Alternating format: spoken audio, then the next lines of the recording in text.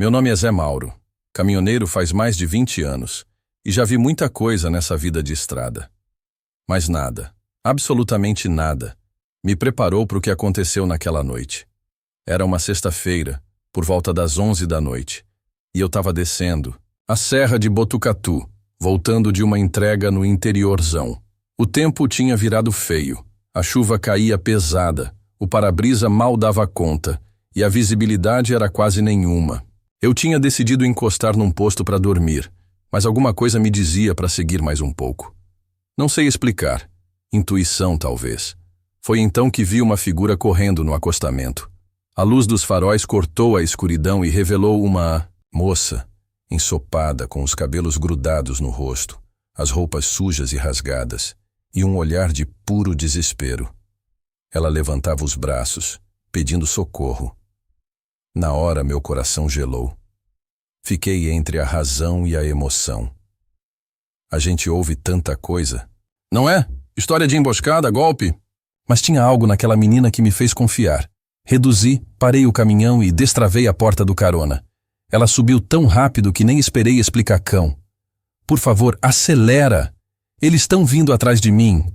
Ela disse ofegante, quase chorando. Acelerei. O coração batendo mais rápido que o motor do caminhão. Olhei para ela de rabo de olho. Era jovem, devia ter seus 20 e poucos anos. Bonita mesmo naquele estado deplorável. Estava tremendo, molhada, com um corte leve no lábio e hematomas no braço. Não disse nada por um tempo, e eu também não quis forçar. A chuva batia forte no teto da boleia, e o som servia de trilha para aquele momento estranho e tenso. Depois de uns 15 minutos, ela começou a falar. Disse que o nome dela era Isadora. Contou que tinha sido sequestrada 2 dias antes em São Paulo, ao sair de um evento beneficente. Que os sequestradores estavam mantendo ela em cativeiro numa chácara isolada e que naquela noite, durante uma troca de esconderijo, ela conseguiu fugir pela mata. Andou por horas até chegar naquela estrada. Estava suja de lama, arranhada, mas viva e apavorada. Eles não vão parar até me achar de novo, ela disse encarando a estrada, a voz firme apesar do medo. Eu não sabia o que pensar. Era muita informação, muita tensão. Mas uma coisa eu sabia. Ela estava dizendo a verdade. Era o tipo de medo que não se finge. Eu vi nos olhos dela. Decidi que ia ajudar. Peguei uma rota alternativa, por uma estrada vicinal que conhecia de umas entregas antigas. Era um caminho mais longo, mas bem menos movimentado. Melhor para despistar, se tivesse mesmo alguém atrás da gente. Enquanto dirigia, Isadora me contou que era filha de um dos homens mais ricos do Brasil. Fiquei surpreso. Ela não parecia arrogante, nem mimada. Pelo contrário, era humilde, agradecida e visivelmente exausta. Disse que o pai dela devia estar desesperado e que provavelmente os noticiários já estavam divulgando o caso. Eu, que raramente assisto TV, não fazia ideia. A cada farol que surgia no retrovisor, ela ficava em pânico. Chegou a se encolher no banco uma vez, achando que era o carro dos sequestradores.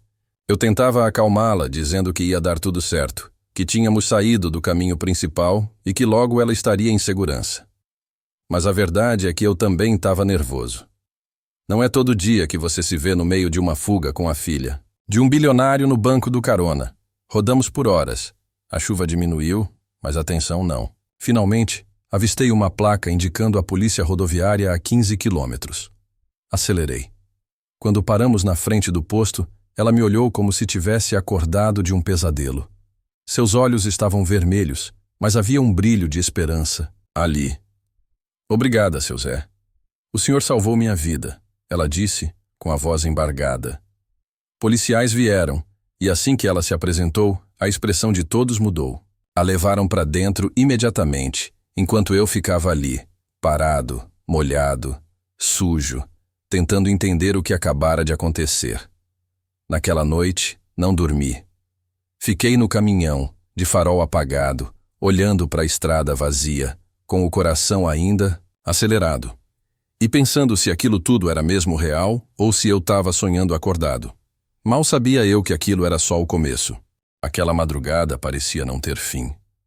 Depois que deixei Isadora com os policiais, Fiquei um tempo parado, como se o meu corpo tivesse esquecido como agir. Liguei o motor do caminhão, não porque queria ir embora, mas porque precisava de algo conhecido, algo que me lembrasse que a vida continuava. Mas a verdade é que eu ainda estava lá, naquela estrada molhada, com a mão no volante e o coração a mil.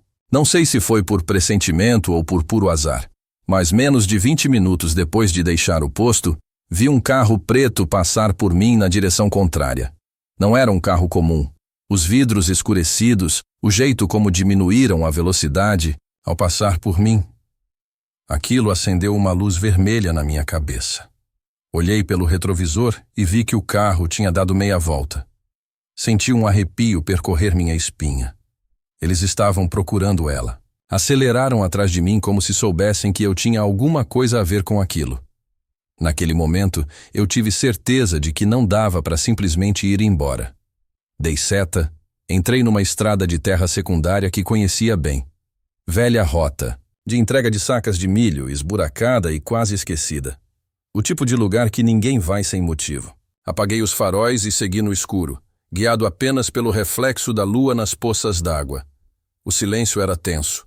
Meu caminhão fazia barulho, claro, mas mesmo assim eu conseguia ouvir o zunido do medo dentro da minha cabeça.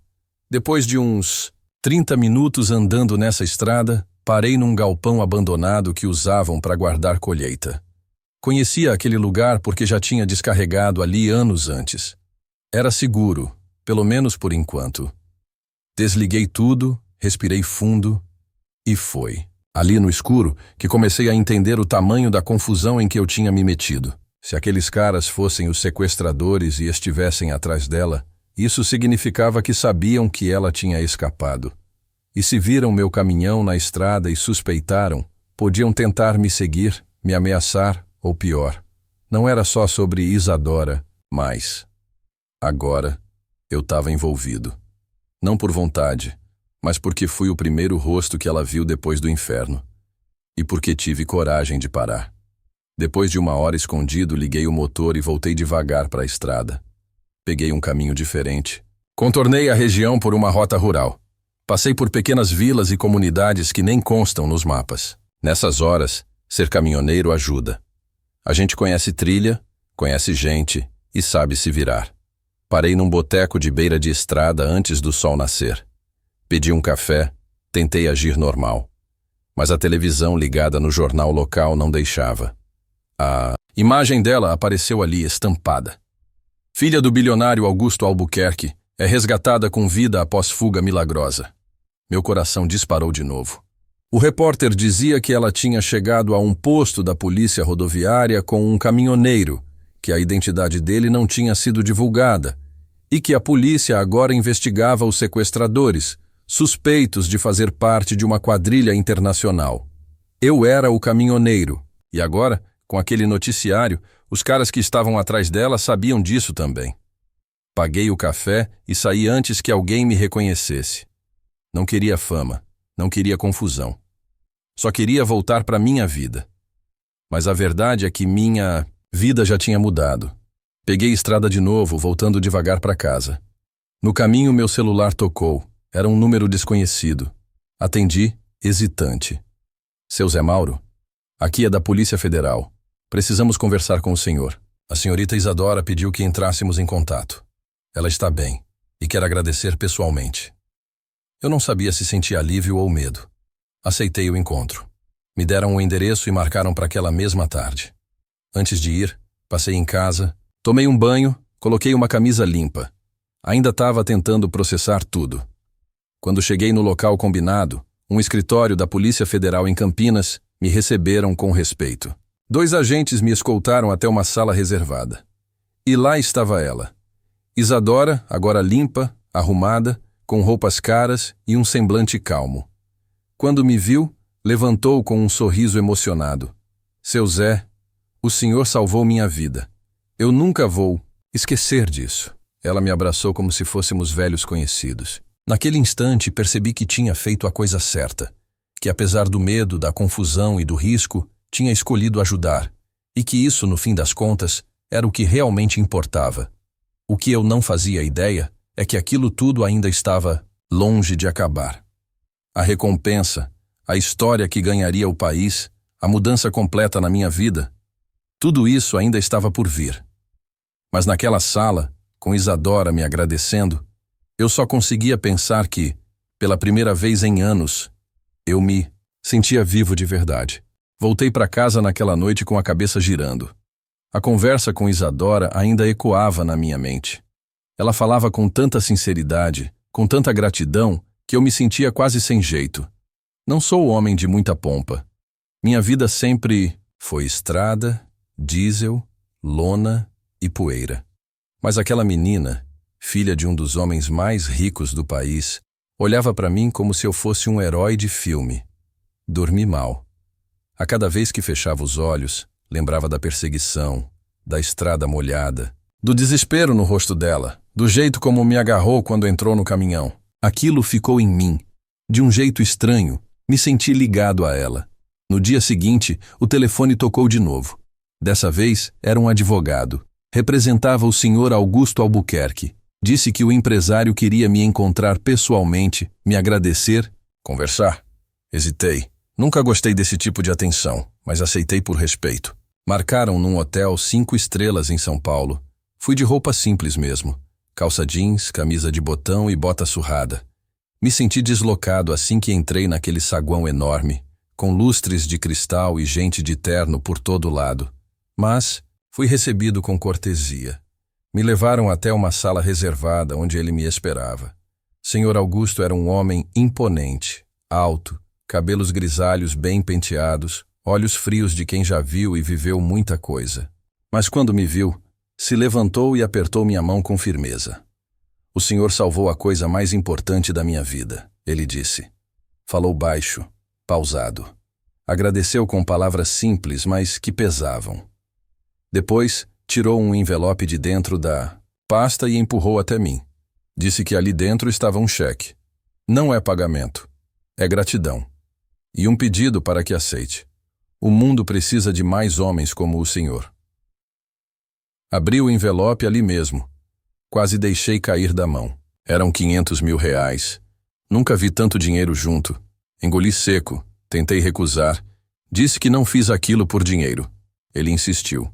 Disse que a vida tinha lhe ensinado a reconhecer o valor das escolhas e que o que eu tinha feito não podia ser esquecido. Levei o cheque. Até hoje não sei bem porquê. Parte de mim achava que aceitar aquilo era demais, mas outra parte sabia que não era pecado ser recompensado por uma boa ação. Voltei para minha cidade sem entender muito. Bem o que tinha acontecido. Me tornei uma espécie de celebridade local. Saí no jornal. Me chamaram para dar entrevista em rádio, até em podcast. Todo mundo queria saber da história da carona da herdeira. Fui parar em programas de televisão daqueles da tarde. Minha vida virou um redemoinho. Mas no meio de tudo, o que mais me marcou foi uma carta. Chegou pelo correio, com papel perfumado e letra caprichada. Era da Isadora. Nela, ela dizia que estava voltando a viver. Que o trauma não ia passar fácil, mas que eu tinha sido a prova de que ainda existia bondade no mundo. Disse que ia viajar, tirar um tempo para si, mas que queria me ver de novo um dia sem pressa. Guardei aquela carta com carinho. Usei parte do dinheiro para reformar meu caminhão. Coloquei pneus novos, motor revisado, pintura refeita. Dei a ele o nome de Esperança. O resto deixei no banco. Não sou de esbanjar. Ajudei minha irmã a reformar a casa dela, dei um carro para o meu sobrinho, coisas simples, mas que fizeram diferença para quem nunca teve muito. O mais curioso é que depois disso tudo, algo em mim mudou. Antes eu andava pela estrada como quem foge. Agora, eu sigo como quem busca. Não sei se busco outra história, outro encontro, ou só o sentimento de que estou fazendo a coisa certa. Mas sei que nada mais será como antes. De vez em quando, recebo mensagens de desconhecidos. Gente que diz que chorou com minha história, que se inspirou, que decidiu ajudar alguém. E é isso que mais me toca. Saber que um gesto simples, uma carona numa noite de chuva, pode mudar tanto. Não sei se vou rever Isadora. Talvez sim, talvez não. Mas ela vai estar para sempre na minha memória. Naquela noite que dividimos entre Medo e coragem. E se algum dia, em alguma estrada qualquer, eu ouvir um grito de ajuda de novo, não vou pensar duas vezes. Porque a vida, no fim das contas, é feita desses momentos. E é neles que a gente descobre quem realmente é.